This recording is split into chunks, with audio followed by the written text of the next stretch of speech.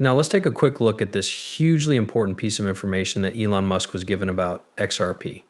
And he had to answer, and the answer is kind of interesting. But we have Elon Musk was asked if he thought the XRP system would become a part of banks in the future. He answered by making an announcement.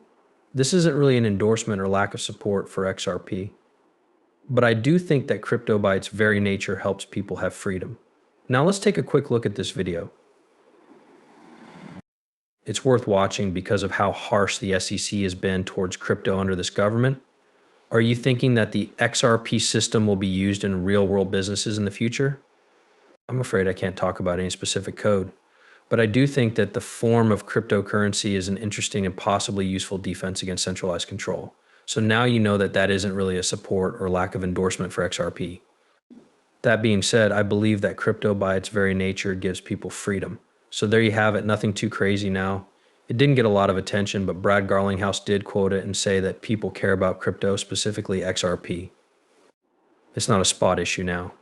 They want real rules that encourage new ideas and jobs. Candidates who ignore crypto and blockchain could lose a lot of support from voters who are better informed. Pay attention, that's the main thing you should take away from this. It seemed like everyone thought it was crazy that someone asked about XRP and Elon Musk replied, XRP, but that's not even the point. The point is how common crypto is becoming in everyday conversations and among people. People who vote are self-aware. These people know how big crypto is going to be and how important it is for innovation to grow in the US. People in charge know that this company will be very big in a few years. So, since we think it does change the way we see how, the CC Gary Gensler or even how future presidential candidates will be chosen, as we see that, we move over here right away.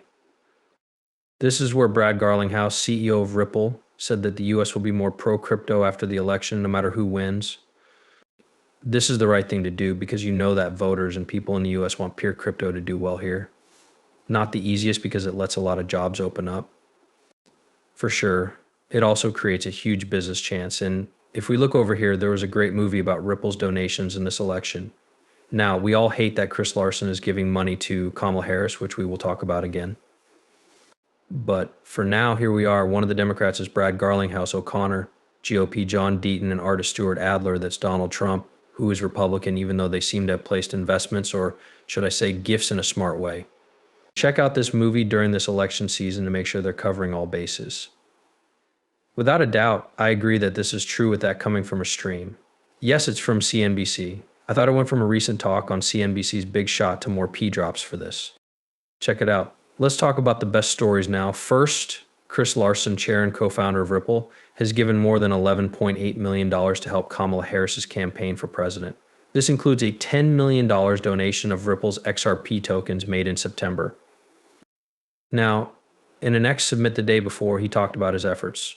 Larsson says the Democrats need to have a name, new way of thinking about tech creation that includes crypto, and he says that he thinks Harris will make sure that the American generation rules the field. Larsson has become one of the biggest individual donors in the industry this election cycle. Other people at Ripple's labs have also given money to help candidates. For example, our CEO Brad Garlinghouse gave money to PACs and candidates like California Representative Ro Khanna and John Deaton, the Republican running for Senator Elizabeth Warren's seat in Massachusetts.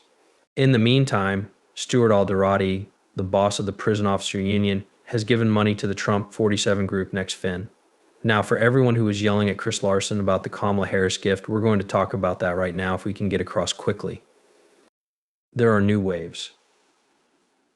The famous Chris Larsson shows off the 10 million XRP he gave to Harris's campaign. I think the fight over crypto is over, and we need to motivate experienced digital asset political leaders. We want to back that across the board, so check it out. Chris, you have become the biggest single giver in the crypto industry this year.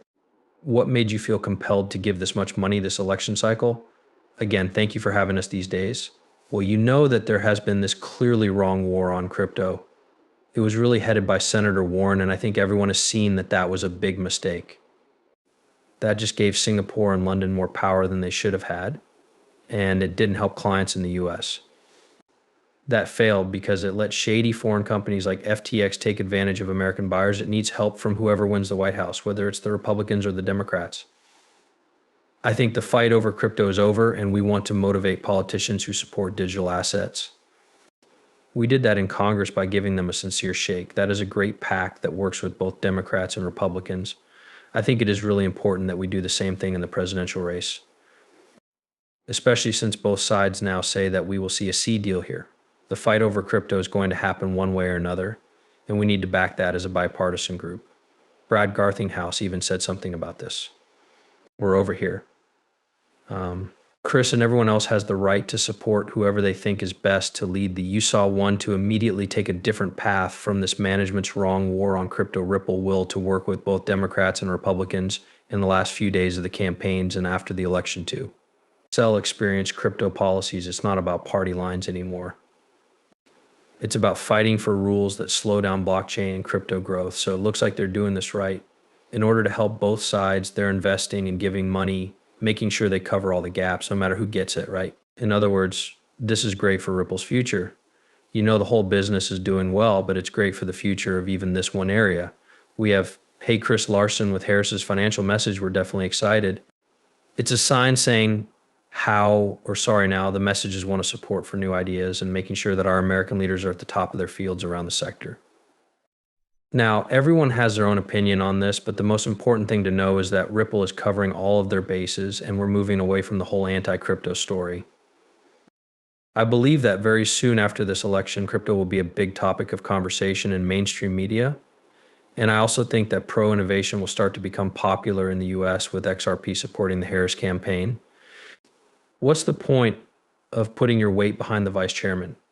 Well, we're really excited about a financial message now. There is a message in favor of innovation and making sure that American champions rule their fields around the world.